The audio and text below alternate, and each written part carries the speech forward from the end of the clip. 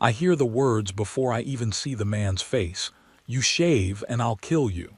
The sentence hits me like a slap. It's sharp. It's strange. It's the kind of line that makes me forget whatever else I was thinking about. I just stop and pay attention. My brain instantly starts asking questions. Who says something like that? Why would shaving matter at all? And who is he talking to with that kind of cold, heavy tone? I imagine the voice coming from someone rough, someone used to hard days and harder nights. There's a kind of grit in it, like dust carried by wind. I can almost feel that wind as I listen. The tone isn't loud, but it's firm. It doesn't need to be repeated to sound real. But he repeats it anyway, almost like he wants to make sure I understand how serious he is. And instantly, I feel pulled closer. Not physically, but mentally. Like I'm leaning in, trying to see what's going on in this dusty, tense corner of a ranch somewhere far from anything comforting. It feels like the start of something dangerous, something personal, something that didn't just appear out of nowhere. This isn't a random threat. It feels like a line drawn in the dirt. I don't know who the stranger is yet. I don't know why this rancher cares so much. But the moment those words leave his mouth, I know something deeper is happening here. Something that's about to unfold in a way I'm not prepared for, and I can't look away. The place feels like it sits at the edge of the world, empty, quiet, and rough in a way that makes you instantly alert. I picture a stretch of dry land, the kind that cracks under the sun. The air looks still, but I can sense heat moving through it, rising off the ground in slow waves. There's no soft noise here, no hum of cars, no chatter, nothing predictable. Just the occasional whisper of wind brushing across old fence posts, and the distant call of a bird that sounds just as lonely as the land. It's the kind of place where a man can hide everything he's ever felt, simply because no one is around to hear him. The ranch sits in the middle of all this silence, almost blending into the dirt around it. The wood looks worn down by years of storms and sun. You can tell nobody is here for beauty. Everything is built for survival. The gate leans a little to one side. The barn roof dips down in the middle. Even the water trough looks tired, but there's a strange strength in it too, a kind of stubbornness. Like the ranch refuses to fall apart, no matter how hard the world tries to push it down. And somehow, that makes it even more intimidating. Then there's the rancher. The first time I imagine him stepping out, I feel a kind of pressure, as if the ground becomes heavier with each step he takes. His boots are dusty, his jeans faded, and his shirt looks like it's been through years of work. But it's not the clothing that catches me. It's the man himself. His face is shaped by the sun, by time, by whatever he's seen out here that he never talks about. Deep lines cross his skin like marks left behind by old memories.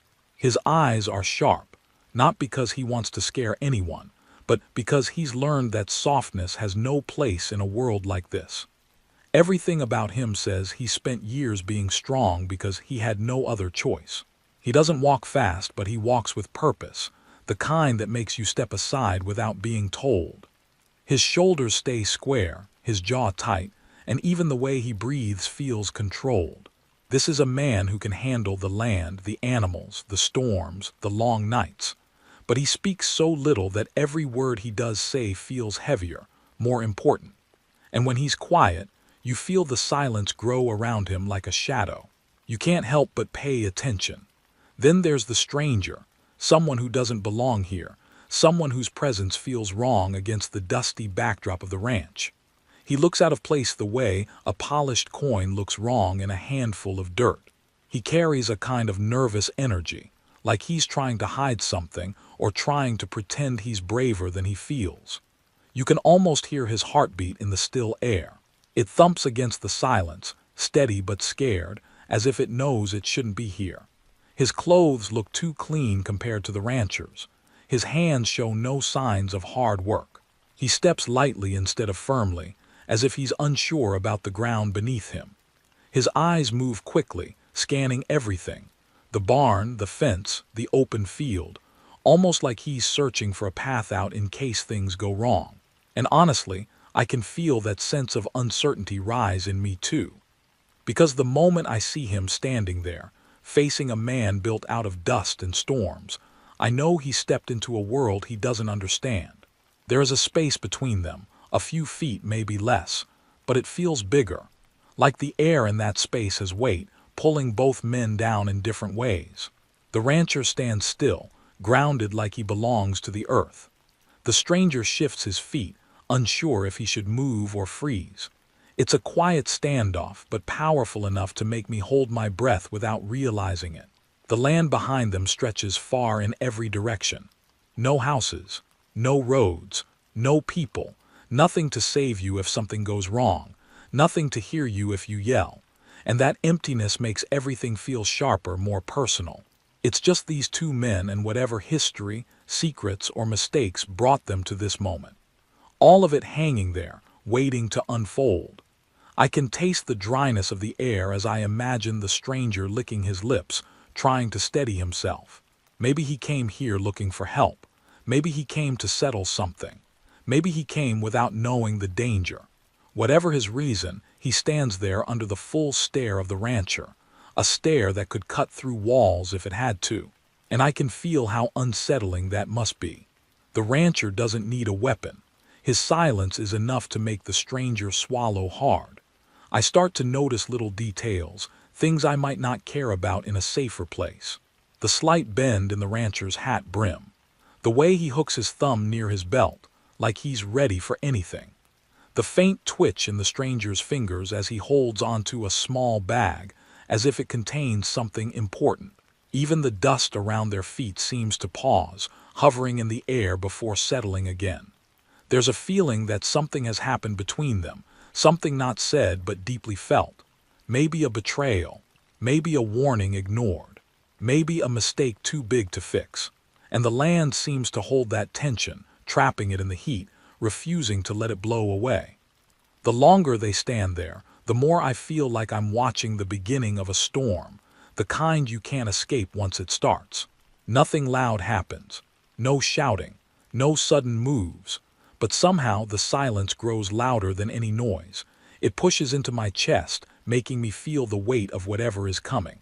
I can sense the stranger trying to calm his breath, and the rancher refusing to soften even a little. Everything about this moment tells me that once something breaks, once a word slips out, once a choice is made, nothing will be the same again. And I keep watching because I want to understand why this rancher, this quiet, hardened man, would look at a stranger and say something as strange and cold as, "You shave, and I'll kill you." There has to be a reason. And out here in the middle of this empty ranch, reasons run deeper than they seem. The rancher doesn't raise his voice. He doesn't have to. When he repeats the threat, "you shave, and I'll kill you," it feels like the whole land reacts before the stranger even does. The wind seems to stop. The dust seems to settle. Even the birds that were circling somewhere above seem to disappear. It's as if the world around them understands the weight of those words better than the man they were aimed at. And I can feel the tension tighten, like a rope slowly pulled from both sides. The rancher steps forward just a little, not enough to look aggressive, but enough to make the stranger freeze. I can almost feel the ground shift, as if the land itself leans closer to listen. The stranger doesn't answer. His lips part slightly, but no sound comes out. He looks like he wants to ask why, but he's too scared the question itself might push the rancher over the edge. He swallows hard, and I can hear that swallow in my head. It sounds heavy, like a stone dropping into quiet water. The rancher's eyes stay locked on the stranger, not blinking, not softening. Those eyes carry something buried deep, something sharp, something old. Maybe a memory, maybe a scar, maybe a warning that was once ignored. But whatever it is, it makes that threat feel almost sacred, as if it's more than anger, as if it's tied to something he lost long ago, something shaving would somehow destroy. I find myself staring too, trying to understand what sits behind those eyes, what story shapes that rage. The stranger shifts slightly, one foot sliding in the dust. That tiny movement kicks up a little cloud, but it settles just as fast as it lifted. He doesn't dare take another step. His hands twitch nervously at his sides. I can feel his confusion. He's caught between fear and disbelief. Who threatens someone over something as simple as shaving? What kind of man speaks like that with such certainty, such coldness? And yet the rancher's tone makes it clear. He's not joking. He means every syllable. The stranger tries to steady his breath. He lifts his chin a bit, maybe out of instinct, maybe out of pride. And for a brief second, I think he might talk back.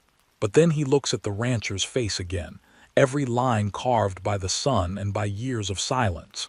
It hits him, and it hits me too. This isn't a man who wastes words. This isn't a man who dramatizes.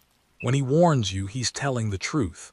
Plain, raw, simple, deadly. The rancher's jaw tightens slightly. It's barely noticeable, but I catch it. It's the kind of movement a man makes when he's trying to hold himself together, trying not to remember something painful. His hands rest beside him, but there's a tension there.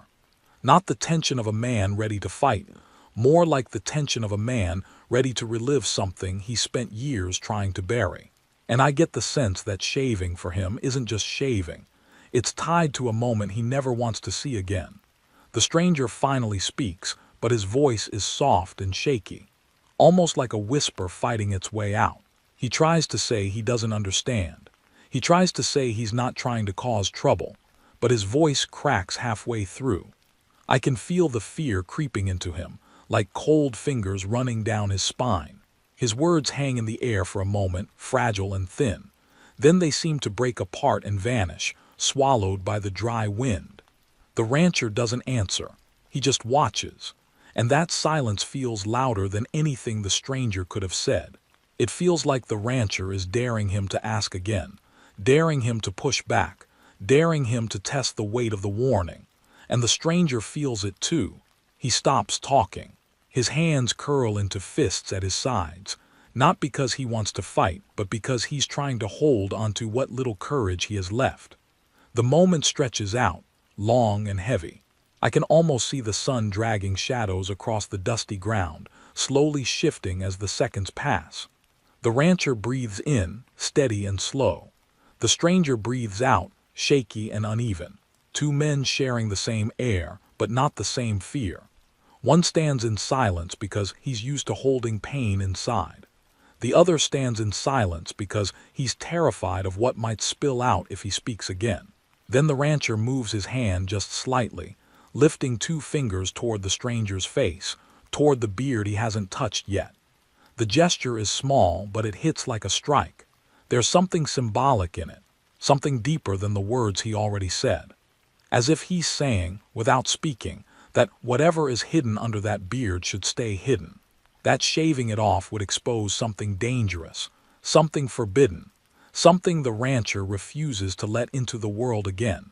The stranger's breath catches, his eyes widen a bit, and I feel myself leaning forward, wanting to understand what that gesture means, wanting to know what story sits behind the rancher's warning.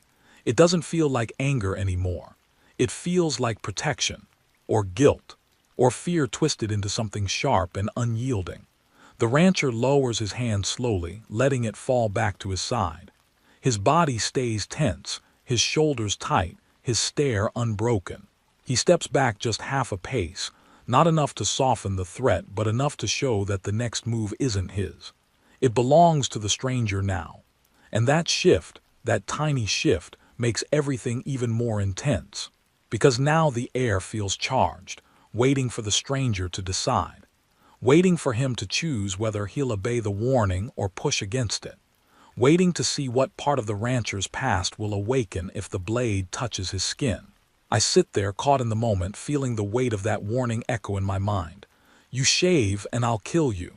Not shouted, not repeated in rage, just spoken again with a quiet certainty that settles deep into the bones.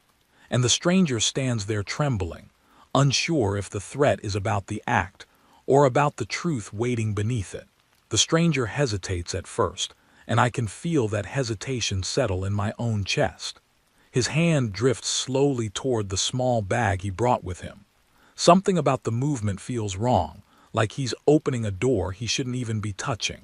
But he doesn't stop. Maybe he's too proud. Maybe he's too desperate. Maybe he simply doesn't believe the rancher will follow through with a threat that extreme. Whatever the reason is, he reaches for the razor with trembling fingers. The moment he touches it, the rancher's eyes sharpen. Not wide, not shocked, just sharper like a blade being honed. He doesn't move. He doesn't speak. But something inside him hardens even more, as if the stranger's choice confirms a fear he hoped would never come true. And I can feel that tension rise, thick enough to taste. The stranger unwraps the razor slowly, almost nervously. Metal glints faintly in the sun. It's just a simple tool, nothing threatening about it. Yet in this moment, it feels like the most dangerous object in the world. The stranger takes one step back from the rancher. Not to run, just to create space. He brings the blade up near his face, and even that small lift seems to steal the air from around us. His breath is shallow. His hand shakes. And I swear, even though he's doing the action himself, it feels like the razor weighs more than it should, as if the rancher's warning has turned it into something heavy and cursed. He steadies himself in front of the cracked window of the barn, using the faint reflection to guide his movements. The glass is so dusty he can barely see himself, but he doesn't dare ask the rancher for anything else. The rancher stays still, watching. There's no anger there, not even hatred. Just an intense, focused stillness that makes the hair on my arms lift. He looks like a man staring at a ghost he thought he'd buried long ago. The stranger presses the blade against his skin. Just gently, just enough to test the first stroke. The scrape is soft, almost nothing, but in this silent ranch it echoes like a shout. I feel my heart jump. The rancher's jaw tightens again. His fingers curl, but he doesn't stop him, not yet. He watches the first thin line of shaved skin appear. Then the stranger drags the blade again. Another stroke, another soft scrape. Sweat forms along his forehead in tiny beads, sliding down his nose, dripping into the dust. I can almost hear his thoughts as he tries to work quickly, trying to get it over with before the rancher changes his mind.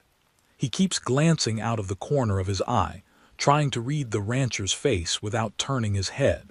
But there's nothing to read. The rancher's expression stays carved in stone. The blade catches a little on one side of the stranger's jaw, tugging his skin. He winces. The wince feels louder than the scraping sound. His hand jerks slightly. The razor nearly slips. For one terrifying second, I think it will slice too deep. Blood doesn't even have to spill for me to feel the panic in my throat. But he regains control, steadying the razor again, breathing faster now, slicing away small rows of beard. And still, the rancher just watches. His stare doesn't move. His shoulders don't shift. It feels like he's waiting for something, something beyond the shaving itself. As if the action is unlocking a memory he's been trying to trap behind his ribs. His eyes start to look different, not angry but haunted. There's something old resting behind them, like a story burned into his bones. The stranger continues. The razor glides along his chin, then his cheek. Long strokes, careful ones. The sun hits the metal with each movement, making tiny flashes of light that bounce across the barn wall. I notice the stranger's breath turning uneven. The razor trembles each time he lifts it back up for another stroke. The fear spreading across his face isn't about cutting his skin. It's about what the rancher might do once the shave is finished. The dust around them swirls again, as if the air itself is reacting to the tension. The ground feels hotter. The silence feels deeper. Each motion of the razor feels heavier, like it's dragging not just hair but truth to the surface. The stranger wipes his cheek with the back of his hand, smearing leftover foam and sweat together. His eyes look glassy, unfocused, the way someone looks when they're trying not to fall apart. The rancher shifts slightly, just a half move, barely nothing. But the stranger jumps from it. And I do too, because even the smallest movement from the rancher feels meaningful, like a warning sign. He's leaning in just a bit more, nostrils flaring. His chest rises and falls in slow, controlled breaths. He looks like a man trying to stop himself from exploding, from breaking, from remembering. The stranger lowers the blade to his neck. This part feels the most dangerous. Just watching it makes my stomach tighten. The skin is sensitive, soft, easy to cut. The rancher's gaze sharpens even more, following the blade as if it's tied to his own past. The stranger drags it slowly, carefully, clearing a narrow path from one side of his throat to the other. Every second feels stretched until it nearly snaps. A drop of sweat slides down the stranger's chin and falls to the dirt. And somehow, that tiny drop feels loud, like a drum, marking the passing of a moment that shouldn't be happening at all. The stranger wipes his neck again and keeps going, clearing the last lines of hair beneath his jaw. And then something shifts, not in the stranger but in the rancher. His eyes flick downward. His breath stutters once. It's the first real break in his composure, and I can feel it vibrating in the air. Like whatever he was waiting to see is starting to appear. Something on the stranger's face, something hidden under the beard, something the shaving is slowly revealing. The stranger doesn't notice. He's too busy trying to finish the job, trying to survive this moment, trying to keep his hand from shaking into disaster. But I notice the rancher. I feel the change in him. His shoulders tense. His fingers twitch again. His eyes narrow, focusing on a specific part of the stranger's newly exposed skin. The stranger takes the last stroke, a long, slow drag across his cheek. And as the blade lifts away, the rancher leans forward, like he recognizes something. Like he sees a mark, a scar, a shape, a memory. And I feel the shift ripple through the entire ranch like a storm forming out of a clear sky. The shave isn't just a shave anymore. It's a reveal. A trigger, a key unlocking something the rancher tried to bury years ago. And with each inch of exposed skin, something dangerous begins to wake. The rancher's body moves before his mind can hide it. It's only a small step, barely more than a shift in weight, but it carries the force of something breaking loose inside him. His boots scrape against the dirt, pushing a thin line through the dust. The stranger hears it and freezes, razor still lifted near his cheek.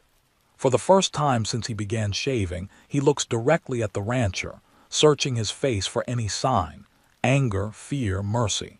But what he sees there isn't any of those things. It's something far more unsettling. The rancher isn't angry, he isn't scared, he's remembering.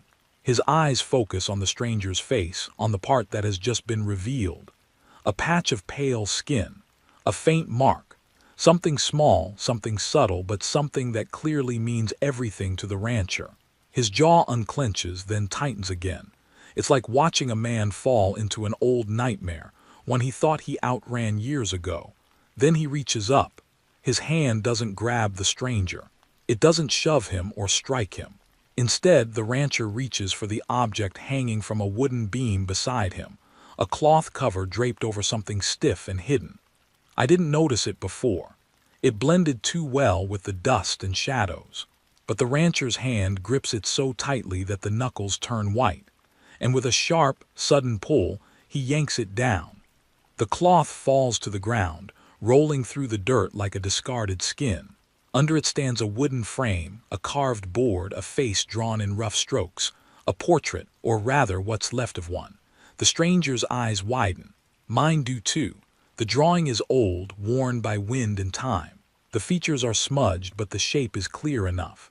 A face with a strong jawline, dark eyes, a faint scar just below the cheek.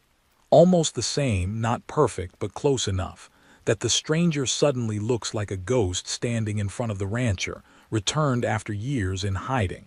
I feel the air shift. Not like weather, more like the moment before a confession.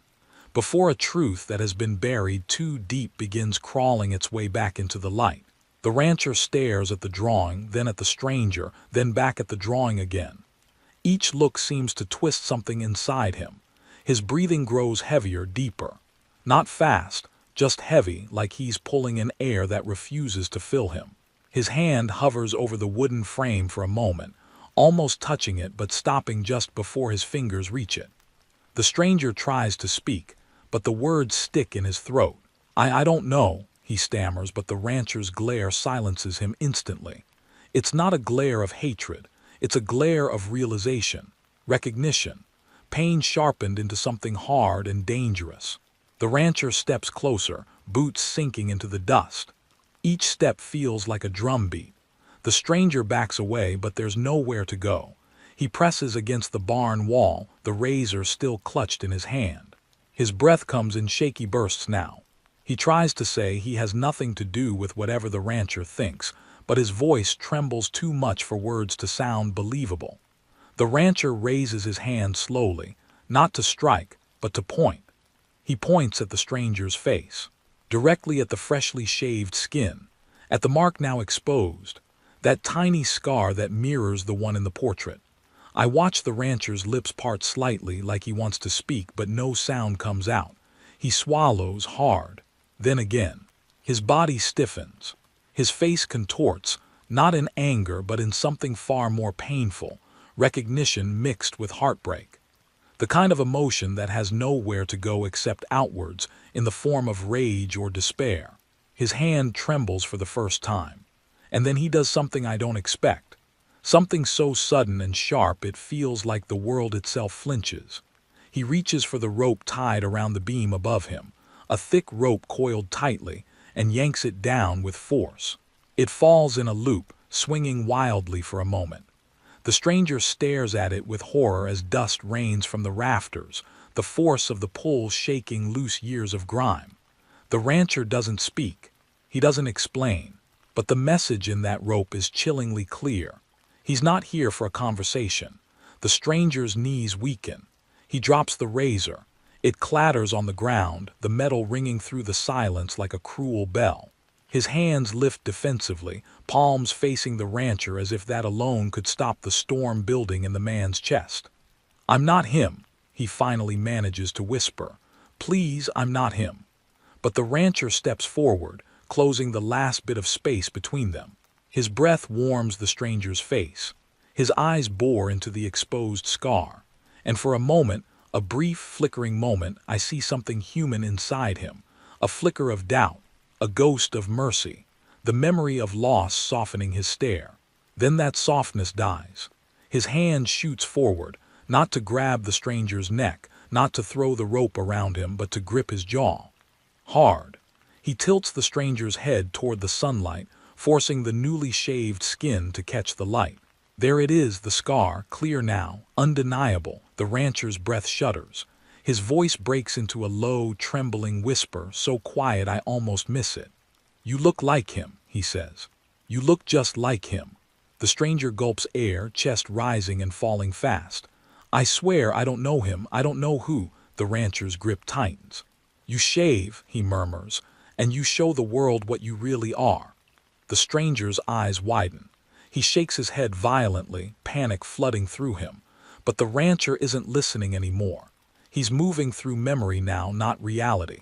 He sees a face from his past, a betrayal that never healed, a wound that never closed.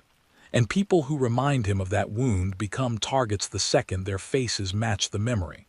The rope sways behind him like a silent promise. The dust hangs in the air like judgment. And the rancher stands over the stranger, seeing not a man, but a ghost resurfacing after years of being buried beneath a beard. The unthinkable isn't the rope. It isn't the grip. It isn't even the threat.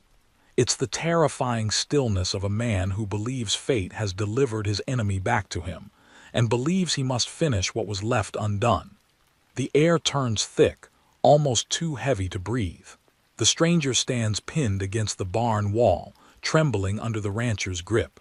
But it's the rancher's face, drawn tight, torn between fury and something deeper, that holds all of my attention. It's like watching a man fight a battle inside himself, one that started long before this stranger ever stepped foot on the ranch. His hand stays locked on the stranger's jaw, fingers digging into the skin, but his eyes drift somewhere far away, as if he's staring through the stranger past him, into a memory that refuses to fade. The rope behind him keeps swaying in slow, rhythmic arcs. The barn door creaks faintly as the wind pushes against it. Everything else is so still that I can hear the stranger's heartbeat pounding like distant thunder. He tries to speak again, but the rancher's grip tightens before the words can escape. A soft groan slips out of him, Not a cry, not a sob, just a sound that feels like it's been trapped inside for years. The stranger's eyes dart to the rope, then back to the rancher. He's trying not to collapse. His legs shake under him, but he holds himself up, maybe out of desperation, maybe out of instinct. He keeps whispering small pleas, small broken breaths of please, please listen. But the rancher's face shows no sign of hearing them. The rancher's focus is locked on that scar, the one now exposed because the shave revealed what the beard had been hiding. The rancher drags his thumb slowly across the mark, tracing it with an almost trembling touch. The stranger flinches, but the rancher keeps going, following the line of the scar like he knows it by heart. And maybe he does. Maybe he's seen it before on another man. On a man who took something from him. A man who left him with wounds deeper than anyone could see. The silence between them thickens. The stranger's breath catches, and he tries to turn his head away, but the rancher forces it back. His voice, when it finally cracks through the air, is low and raw, scraping the bottom of his throat. It doesn't sound like anger. It sounds like old pain wrapped in barbed wire. "You lied to me," he murmurs, but he isn't talking to the stranger. His eyes shift as if he's speaking to the memory itself. "You left. You ran. You thought you could hide behind a beard, behind another name, but you came back." The stranger shakes his head, tears forming, breath broken in gasps. "I'm not that man, I swear. I don't know him, please." But the rancher isn't listening. His voice grows heavier, thick with emotions that twist between grief and fury. "You took everything from me. Everything." His grip shakes, but he doesn't let go. "And now you show up again looking like this." He jerks the stranger's face toward the light again, making the scar flash under the sun like a cruel reminder. The stranger blinks hard, trying to get the rancher to see him, not the ghost haunting the rancher's memory. "I'm not him," he repeats, voice cracking. "I'm not who you think I am." For a moment, a brief, fragile moment, the rancher hesitates. His grip loosens just a fraction. His eyes blink, as if the present is finally trying to break through the past. The stranger senses it. He leans into it, desperate, reaching for that fraction of doubt like it's the only lifeline he has left. But then something inside the rancher snaps. His hand drops away from the stranger's jaw. He steps back, not calmly, but like he's recoiling from something that burns him. His breath shakes out of him in uneven bursts. His eyes flick between the scar, the razor on the ground, and the portrait hanging behind him. The world around him seems to tilt. He's not seeing the stranger anymore. He's seeing memories layered over reality. The betrayal, the loss, the face, the scar. And suddenly the rancher reaches for the board where the portrait hangs. His fingers slide across the worn wood, tracing the lines of the old drawing with a shaky reverence. Then, without warning, he slams his fist against it. The impact rattles the entire frame. Dust explodes from the wood. The stranger jumps. I jump. The rancher doesn't blink. He winds up again and hits it harder, cracking the corner of the frame. His hand bleeds, small lines of red snaking across his knuckles, but he doesn't notice. Or maybe he does and doesn't care. He stands there with his chest heaving, staring at the portrait like it's mocking him, like it's alive, whispering a truth he can't bear. Then the rancher turns back to the stranger. The look in his eyes is different now. Not calm, not wild. Something worse, uncertainty. Like he's standing at the edge of a cliff with no idea whether he's about to step off or step back. He wipes the blood on his jeans and steps toward the stranger again. Each step is slow, deliberate, controlled. And each one feels like a countdown. The stranger backs away until his shoulders press harder against the wall. Tears run down his face, but he doesn't make a sound. His voice is gone. His fear is louder than anything he could say. His eyes lock onto the rancher's hands, watching them rise, expecting the worst. But instead of reaching for the rope, the rancher reaches for the stranger's collar. He grabs the fabric and pulls the man closer, not to hurt him, but to look at him up close, face to face, breath to breath. The rancher studies him like someone trying to spot a lie hidden beneath skin. The stranger tries not to blink. He tries not to breathe too loudly. He tries not to show how close he is to collapse. The rancher lifts his free hand and presses 2 fingers against the scar on the stranger's cheek. This time softer, slower, a touch not of anger but of disbelief. His eyes search the stranger's face for something, anything, that can confirm what he wants to believe or what he fears to accept. "You can't be him," he whispers. "You can't." The stranger shakes his head violently, sobbing breathlessly. I'm not, I swear on my life." The rancher steps back, still staring, his breath trembling. The stranger's words ring in the dry air, fragile and desperate. The rope behind them swings one final time, casting a faint shadow across the dirt. The rancher looks at the stranger. He looks at the portrait. He looks at the scar. And the world holds its breath with him, waiting to see if he believes what's in front of him, or what's haunting him from behind.